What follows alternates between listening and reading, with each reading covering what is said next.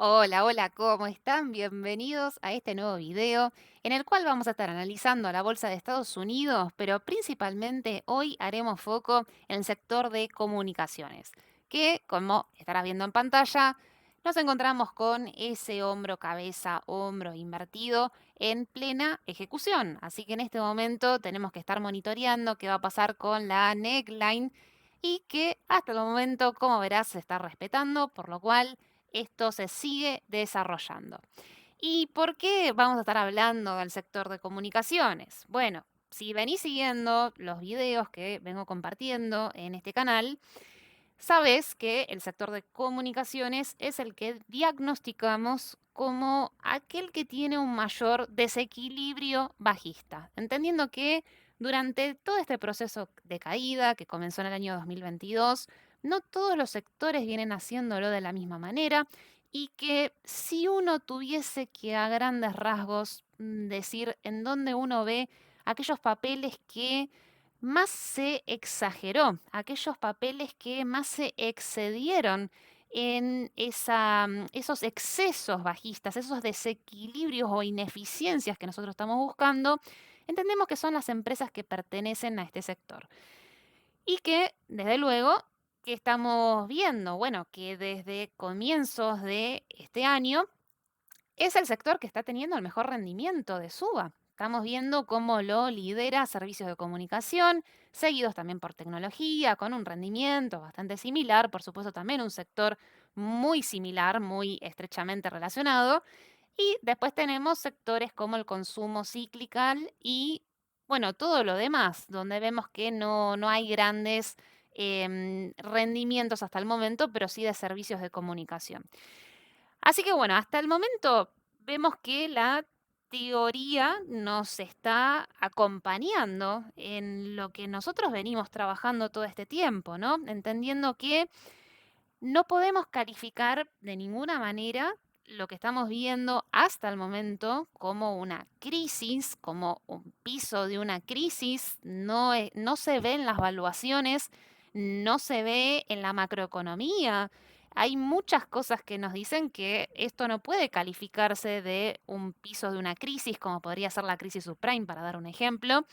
En todo caso, para no abordar demasiado este tema, obviamente hay un montón de videos para quien quiera profundizarlo, puede ir a buscarlos, pero que sí entendemos que en el caso de encontrarnos en el piso de una corrección de mercado, es aquel en el cual nosotros entendimos que cuando volvimos a esa media de 200 semanal, es cuando giramos nuestras actitudes frente al riesgo, entendiendo que en la balanza ya las actitudes agresivas tenían que ser mayores a las defensivas, por supuesto no en el grado de una crisis, ¿no? Donde somos excesivamente agresivos, sino que justamente volviendo a la media de 200 semanal, que es la que estamos viendo acá en pantalla, es aquella zona en la cual nuevamente se vuelve a testear cada vez que hay una corrección y que, por el contrario, cuando hay una recesión muy grave, que son las que estamos viendo en estas barras en color gris,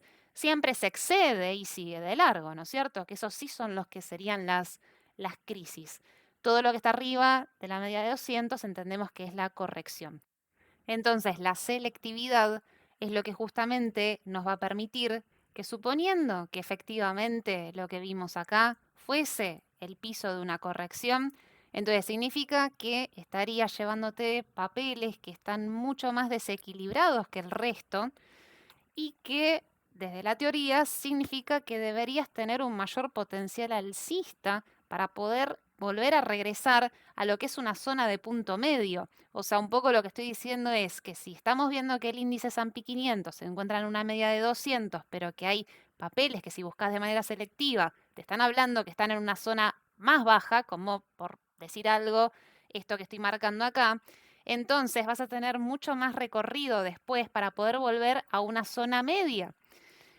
Si esto es lo que te permitiría la selectividad, de estar con papeles que están más desequilibrados y que puedan tener mayor potencial para volver a una evaluación razonable.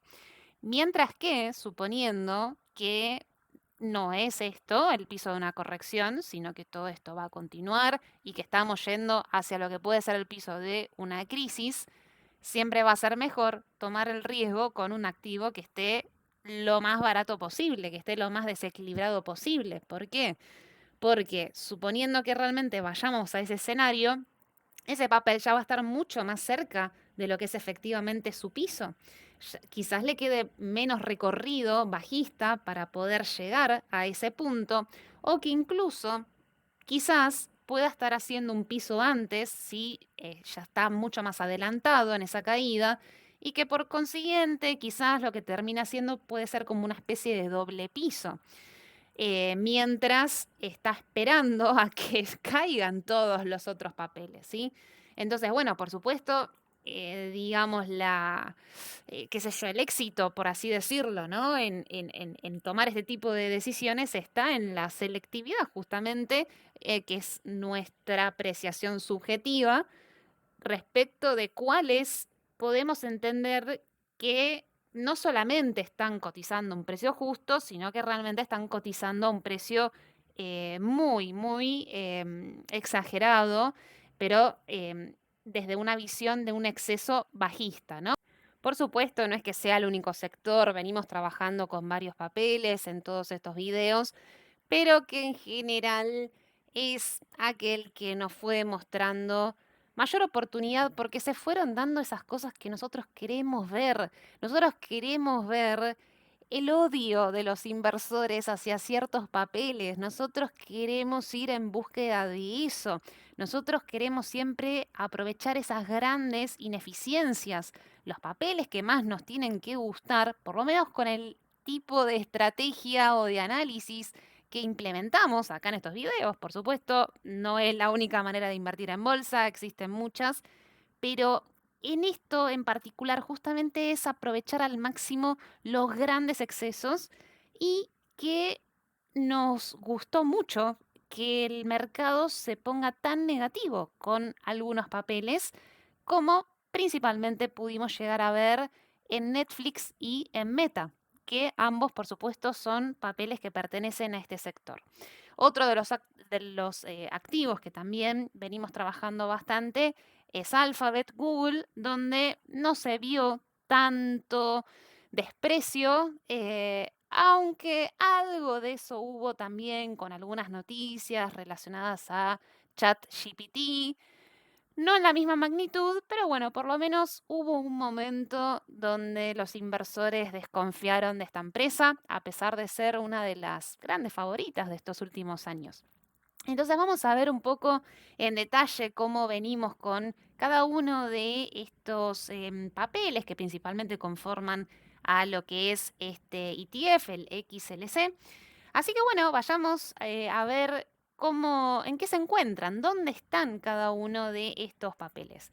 Si les parece, vamos a arrancar por acá. Arranquemos con Netflix, esta empresa, como les mencionaba, ¿no? Una de las tan odiadas, ¿no? Que su negocio terminó, ya no tiene ningún tipo de futuro. A ver, mientras que obviamente es un papel que si algo nos demuestra la historia es su alta volatilidad.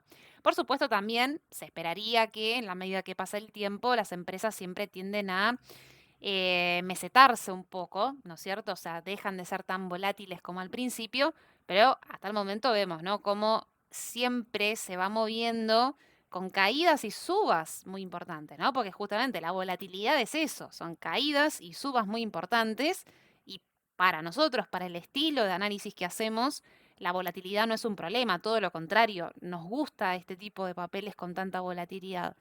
Este canal, el que vemos, el canal estructural en el cual se mueve, tiene subas que pueden ir del 800%, o sea, de piso a techo, mientras que, por supuesto, la caída implica un 90% de caída. Así que es un papel de volatilidad pura, ¿no? O sea, por eso depende de qué estará buscando cada uno al momento de elegir papeles. Em, Esto es una de las mejores cosas que podemos encontrar, digamos, ante este contexto que explicaba anteriormente, ¿no?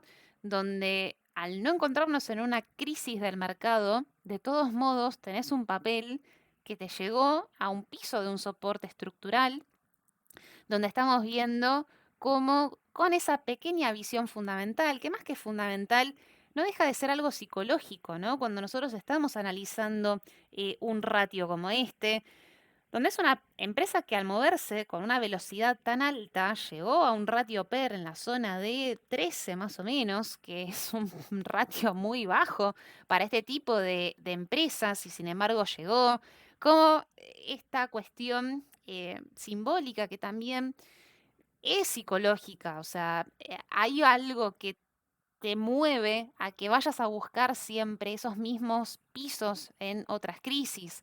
Lo vemos que llegó al mismo ratio que llegó en el año 2008. También fue tocado en el año 2011. Y bueno, lo mismo pasó durante el año pasado, ¿no?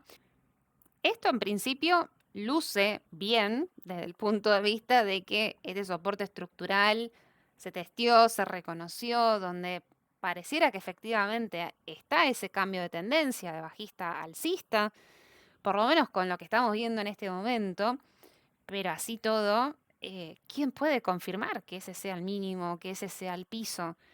Y además también, claro, esto me permite comentarte el punto que viene a continuación, que es cómo monitoreamos, cómo seguimos, ¿no? Con esto, suponiendo que pudiésemos pensar que esto es un piso. ¿Cómo seguimos trabajando? Bueno, los puntos siguientes, o bueno, un monitoreo siguiente, o si se quiere un checklist, por así decirlo, es ver que ocurran, digamos, lo que normalmente va a pasar, ¿sí? Cuando uno ve en los osciladores, que nosotros los trabajamos con la visión mensual, como estamos viendo acá en pantalla, que son los que nos va marcando como bien los movimientos cíclicos del mercado. En visión mensual, el MACD y el RSI. El RSI, si bien va como bastante a tiempo con los precios, si vemos acá en el año 2022, fíjate cómo llegó a esa zona de sobreventa, que incluso llegó a tocar esta línea, pero después tenemos otros indicadores como el MACD que es más, que es retrasado, que la señal llega después. Entonces uno normalmente tiene que, digamos, seguir monitoreando esas posibilidades de piso con señales como estas, donde uno tiene que poco a poco empezar a ver que haya algún tipo de cruce positivo en el MACD que ya se está dando, ¿sí? Este es el tercer mes en el cual estamos viéndolo, ¿sí? Que la línea más corta, que es la azul, se encuentra por arriba de la de mayor plazo, que es que es la línea de color naranja. Y con una mirada de corto plazo, estamos viendo las velas pero diarias. Lo más relevante sigue siendo seguir viendo este canal alcista, que hasta el momento soporte y resistencia, ambos se vienen respetando. Simplemente es cuestión de monitorear qué pasa ahí. Creo que es lo más importante en este momento.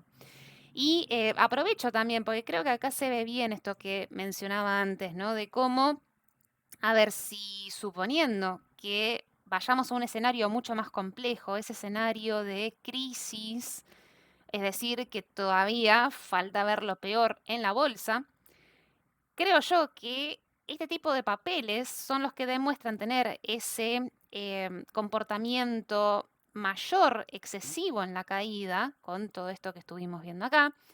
Vemos cómo justamente ahora es uno de los que está rebotando mucho más, pero que suponiendo que vayamos a ese escenario, digamos, más complicado, este papel no debería por qué hacer un mínimo o por lo menos seguramente va a estar más amortiguado ese mínimo. Porque fíjense, desde el punto en el que nos encontramos hasta el mínimo, esto implica un 50% de caída. O sea, un 50% de caída, obviamente que porcentualmente es mucho, pero así todo no representa un nuevo mínimo. A esto me refiero con que si cometemos el error, yo diría, bueno, cometer el error entre comillas de, digamos, comprar antes de llegar al piso de una crisis, Lo mejor que puedes hacer es ver esos papeles que sí estén cotizando a precio de crisis, porque justamente te pueden estar armando como una especie de doble piso, esperando a que llegue la caída del resto de los papeles para estar en una situación similar. ¿Sí? Entonces, obviamente son todas cuestiones, digamos, teóricas, pero bueno, es lo que llevamos acá en la práctica y hasta ahora viene acompañando, ¿no? Hasta ahora viene acompañando, en todo caso será cuestión después de ver qué pasa si efectivamente llegara a ese escenario de crisis, ¿no? Ver que si efectivamente este tipo de empresas que están como más desequilibradas son las que justamente están mucho más cerca de ese piso final.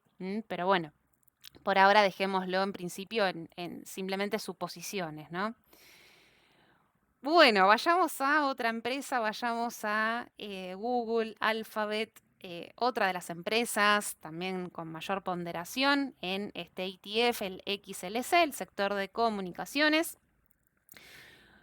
Otra de las empresas en las cuales trabajamos con este canal estructural donde esperamos pacientemente a que llegara a ese soporte y donde ese soporte se está respetando por lo menos hasta el día de hoy, entendiendo que hay una, ¿cómo decirlo? Como una combinación entre lo que nos dice esa línea técnica del soporte y lo que nos dice los ratios fundamentales que van de la mano, porque justamente la velocidad a la cual se está moviendo todo este gráfico que vemos acá, la velocidad del precio, tiende a ser del 19% anual. Esto se puede medir de manera técnica y comparte el mismo crecimiento anual de los earnings per share de los últimos 10 años, que también es 19%. O sea, esto es lo lógico que pasa en los papeles, ¿no? Que la velocidad que vemos en el precio vaya acompañando la velocidad del crecimiento de las ganancias de las empresas. Por eso, no es descabellado, sino todo lo contrario, que coincida tanto los puntos donde se toca un soporte estructural como cuando se toca un mínimo en un ratio fundamental.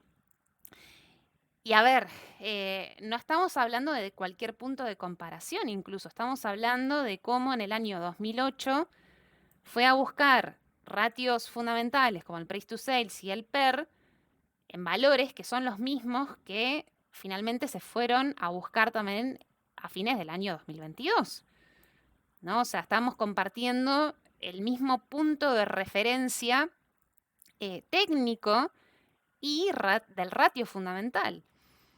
Entonces, a ver, desde la proyección que uno puede hacer, ¿no? O sea, ¿qué más que esto? ¿Qué más que compararte con el año 2008, ¿no? Entonces, por eso, a ver, entendiendo que digamos, en principio era el objetivo y lo sigue siendo, pero vuelvo a lo mismo, o sea, sin jamás poder descartar que esto pueda seguir todavía profundizándose hacia abajo, obviamente. O sea, hasta ahí es como un buen punto, es un, digamos, como yo siempre digo, ¿no? Como un umbral de entrada, ¿no? Es como, bueno, es el límite, es de ahí para abajo, ¿no? Entendiendo que esto siempre se puede complicar más y que lejos de ser un problema, todo lo contrario, todo lo que venga por debajo de esa línea, uno debería estar más que agradecido.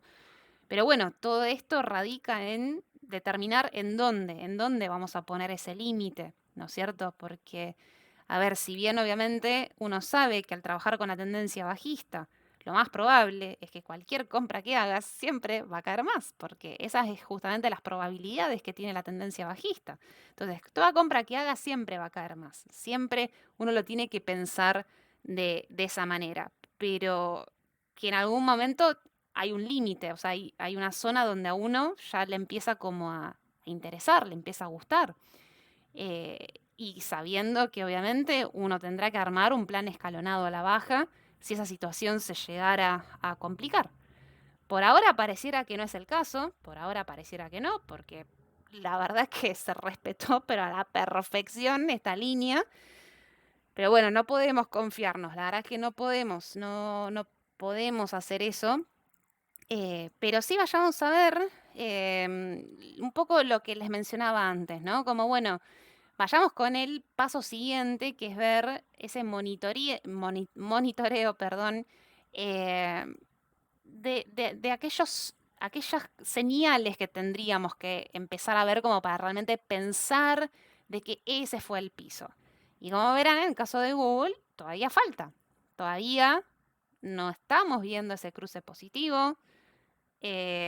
Incluso, fíjense que todo este cruce tampoco está muy excedido de la línea media de cero, ¿no? O sea, en el caso de Netflix, por ejemplo, se excedió muchísimo más hacia abajo. En este caso no, o sea, de darse un cruce se va a dar un cruce bastante cercano a la zona de cero. Entonces acá es como que todavía sigue latente, todavía sigue muy latente todo esto.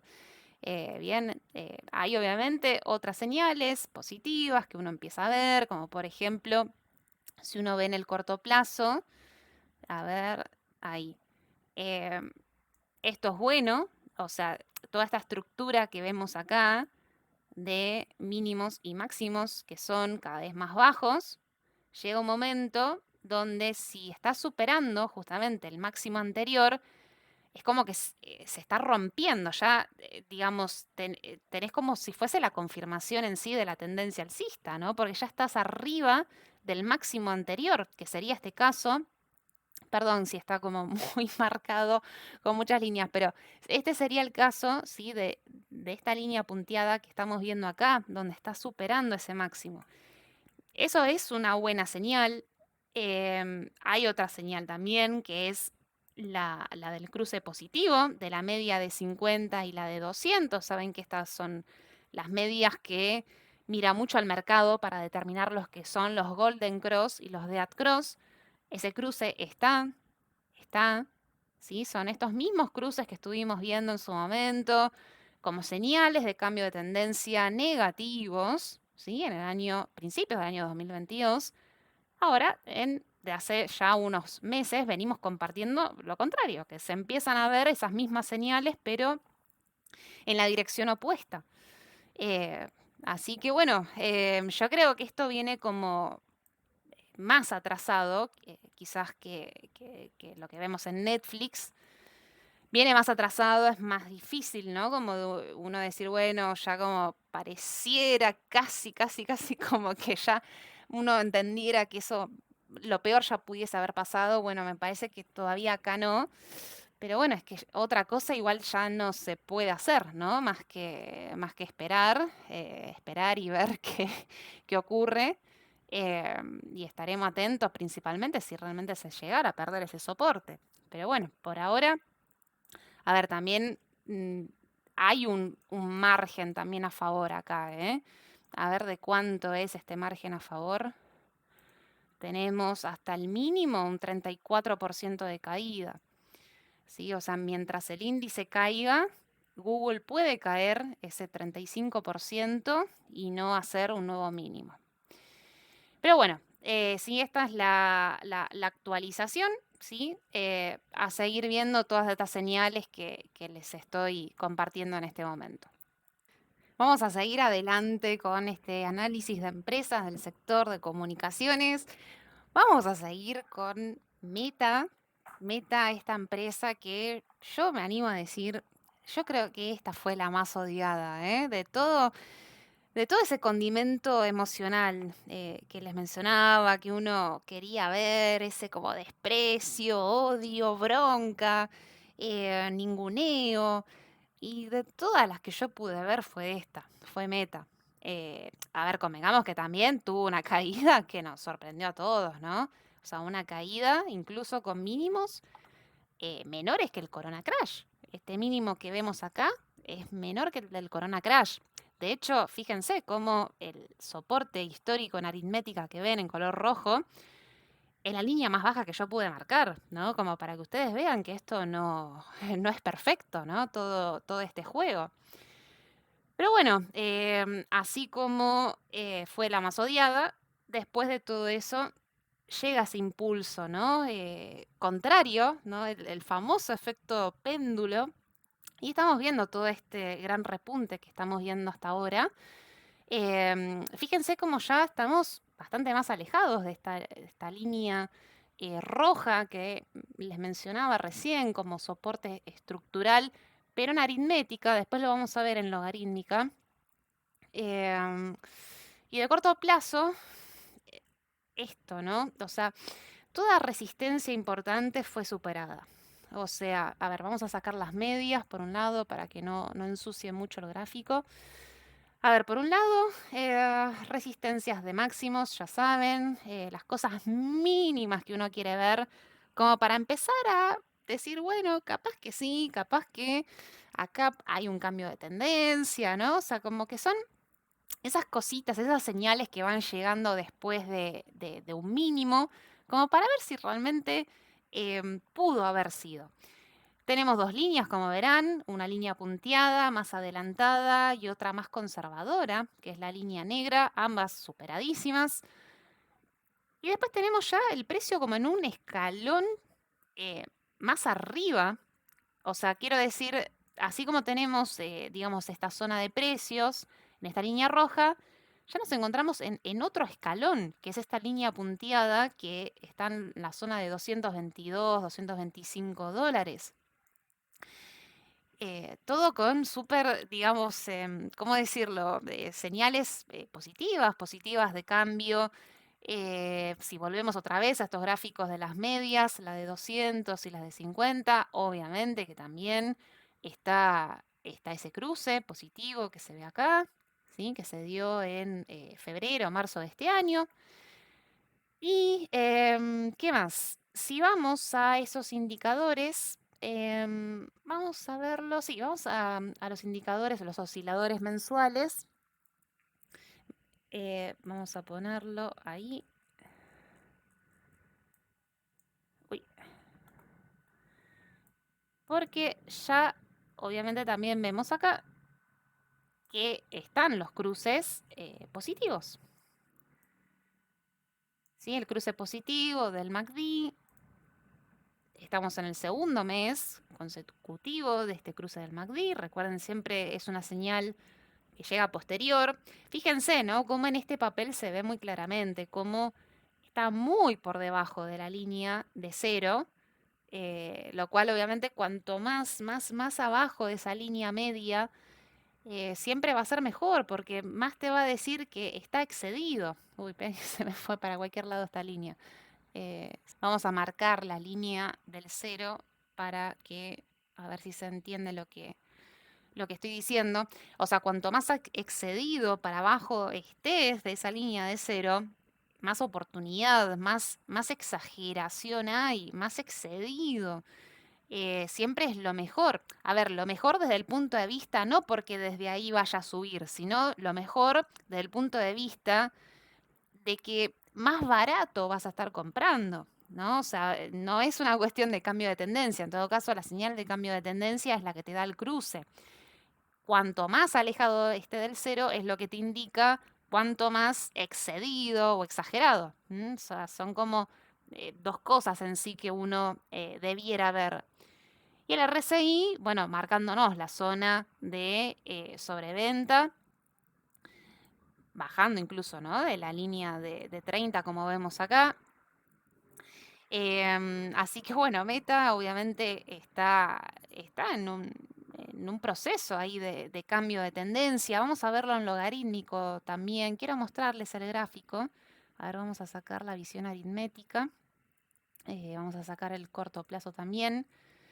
Y bueno, me gustaría, ¿no? Como compartirles también este gráfico, que quiero aclarar, por supuesto, que digamos, todo este soporte que están viendo acá, de cómo se fue ahí a buscar el piso, yo esta línea la estoy marcando de manera posterior, ¿no es cierto? O sea, no es como en otros papeles donde uno dice, bueno, sí, es esta línea, yo quiero a partir de ahí, ¿no? De ir a buscar esa línea. No, esto lo estoy marcando después porque quería encontrar o quería buscar, ¿no? O sea, ¿qué línea era la que representaba ese mínimo? por qué, o sea, como buscar el por qué digamos, a la cuestión técnica o simbólica, qué es lo que pasó ahí, qué fue lo que pudo haber visto el mercado para parar ahí.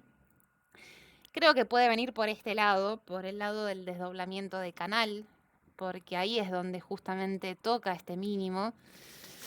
Quizás venga por ese lado, pero bueno, quería compartirlo acá con ustedes también. Y vamos a ver otro papel más, también de este mismo sector de comunicaciones, que es Disney. Y Disney también a simple vista, un canal estructural súper definido, súper marcado. Pero hay algo acá con Disney que, a ver, es otro de los que también, a mi entender, está como muy avanzado en ese proceso de caída. De hecho, a ver, también lo ven de manera porcentual, ¿no? Estas cosas que menciono. Fíjense cómo está en el mismo mínimo que el Corona Crash. Vamos a ver si puedo marcar acá las líneas. ¿Sí? Fíjense lo que es esa línea azul con el mínimo del Corona Crash, que de hecho comparte acá con el mínimo también del año 2014. O sea, obviamente que esto está interesante, ¿sí? Así como está, ya de por sí está interesante.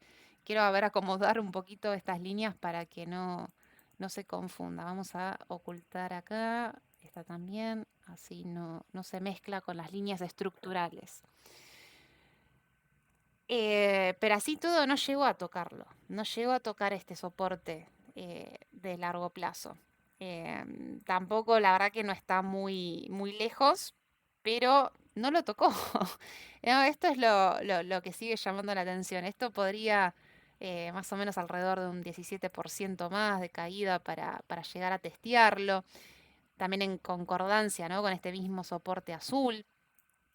Sí, entonces, a ver, obviamente me llama mucho la atención y me sorprendería que no vaya a buscar esa línea, me sorprendería muchísimo.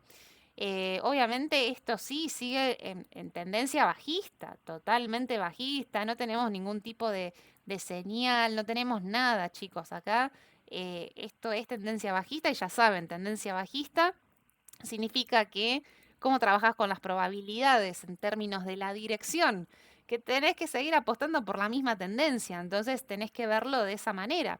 Todavía acá no tenemos ninguna señal, vayamos a ver cómo están, si vamos a ver cruces, por ejemplo, lo mismo, si bien acá hubo como un pequeño amague, ¿no? O sea, el cruce de medias te sigue mostrando acá que hay tendencia bajista.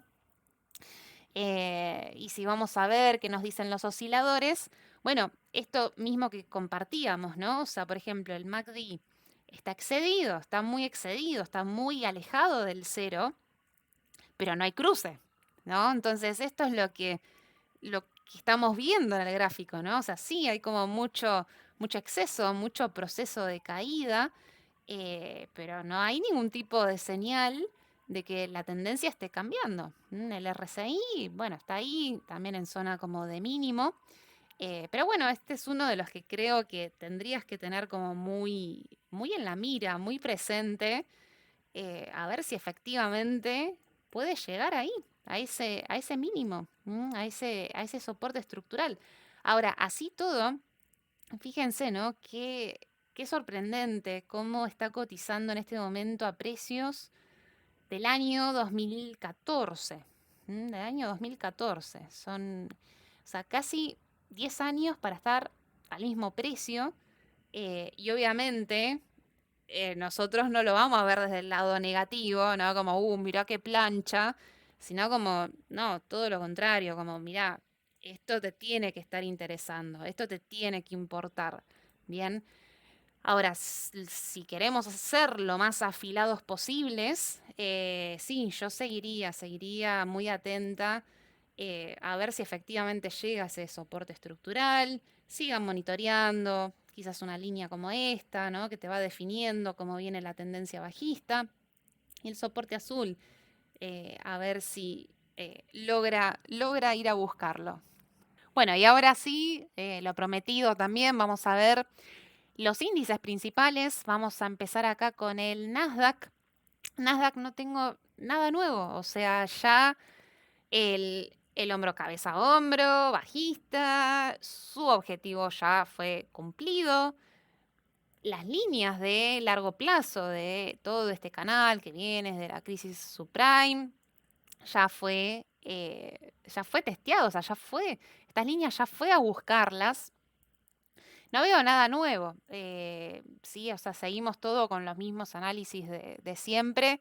Obviamente acá lo más relevante va a ser cuando el Nasdaq pueda llegar a superar el máximo anterior, ¿no? O sea, ver qué hace ahí, superar o no, ¿no? O sea, obviamente no sabemos qué va a pasar, qué va a pasar con esa línea. Cosa que sí me llama la atención cuando veo el QQQ, el ETF, que está haciendo algo distinto, no es el mismo gráfico. Ahí sí vemos que está por arriba, ¿sí? Esto, bueno, me llama la atención, pero no dejaría de ver el índice. ¿Qué hace el índice? ¿Mm? Así nos encontramos en este momento con el QQQ, en este preciso momento que estamos grabando el video. Como verán ahí hay como esa amenaza con esta vela de hoy, ¿sí? Como queriéndose ahí perder esa línea. Pero bueno, acá es fundamental ver qué ocurre acá. Pero bueno, nada, no, Nasdaq no tengo en sí algo nuevo. Dow Jones lo mismo, no tengo nada nuevo, pero sí, a ver, no podemos dejar de ver cómo no se puede superar como es acá, ¿no? La zona de resistencia, superar y hacer un nuevo máximo. O sea, por más de que acá haya algunos puntitos por arriba, pero no, o sea, no termina de romper esa estructura. Pero vemos cómo pasan los meses y todavía no quiere confirmar la tendencia alcista. O sea, es como que sigue atrapado en ese proceso de transición. Todavía no lo puede terminar de confirmar, ¿no? Y estamos como en ese proceso lateral. Y si vamos al S&P 500, ¿sí? Si bien ya les mostré como esta mirada que siempre venimos siguiendo, ¿no? De más largo plazo, pero si vamos más al corto, bueno, ahí estamos viendo el gráfico de corto plazo con las mismas líneas con que lo dejamos la última vez en el último video.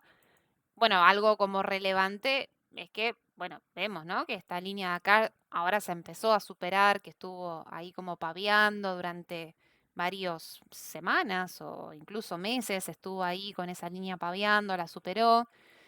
Em, a ver, no tengo, a ver, ¿cómo decirlo? En sí, no tengo algo demasiado relevante, digamos, que pueda estar viendo en este momento, más que seguir con todo lo que venimos ya analizando, porque en sí, digamos, entiendo que oficialmente si uno debiera llamarlo a esto cambio de tendencia es superada esa línea, que es cuando superás realmente, digamos, el máximo, ¿no? Donde realmente ya quedó completamente atrás toda esa estructura de máximos y mínimos cada vez más bajos. O sea, acá, acá, acá, acá y acá.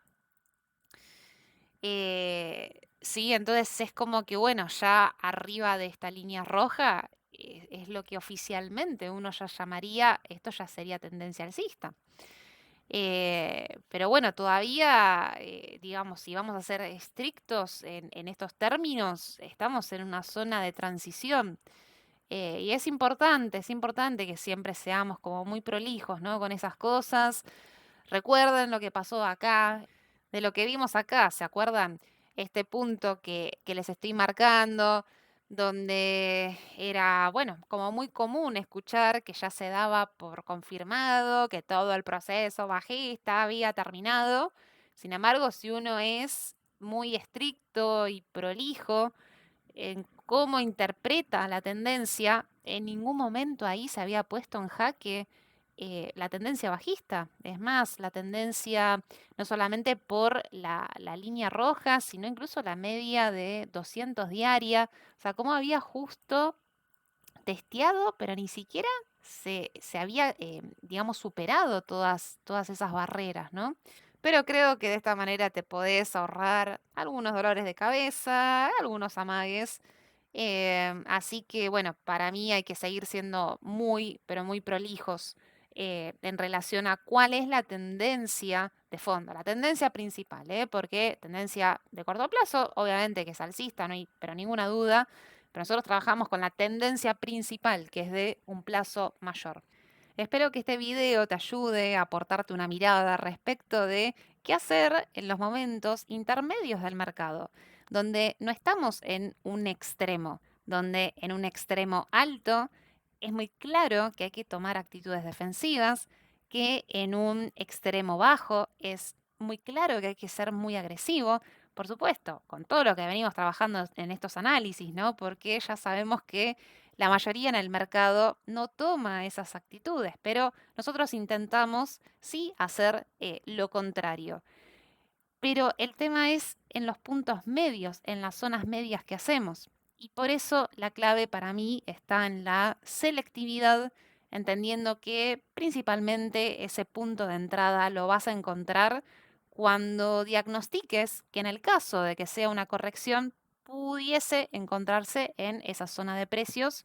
En este caso, como vemos en pantalla, lo que sería esa media de 200, ¿no? Lo que representa esa media de 200.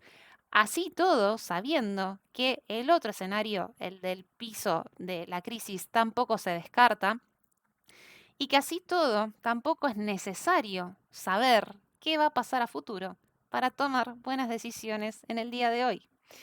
Bueno, yo desde acá me voy a despedir, te mando un saludo y como siempre será en un próximo video. Adiós.